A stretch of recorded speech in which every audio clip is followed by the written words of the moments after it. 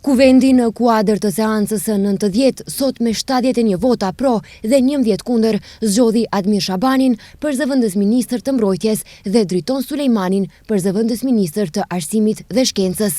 Për zëvendës ministër të arsimit është emëruar Driton Sulejmani, i cili vjen në këtë detyrë pas dorëheqjes së Lulzim Aliut nga posti. Emërimi i tij synon vazhdimsinë e punës në sektorin e arsimit në një periudhë kur ky dikaster përballet me sfida reformuese dhe organizative. Ndërkohë, Admir Shabani është zgjedhur zëvendës ministër i mbrojtjes, duke plotësuar kështu një pozitë që kishte mbetur e zbrazët prej disa muajsh pas largimit të Arben Taravarit nga qeveria. Kryeministri Kristian Mickoski, duke arsyetuar propozimet, theksoi se zgjedhja e dy zëvendës ministrave nuk është vetëm një vendim kadrovik, por pjesë e një procesi më të gjerë për forcimin e institucioneve, rikthimin e besimit në shtet dhe ndërtimin e një sistemi që funksionon në interes të qytetarëve.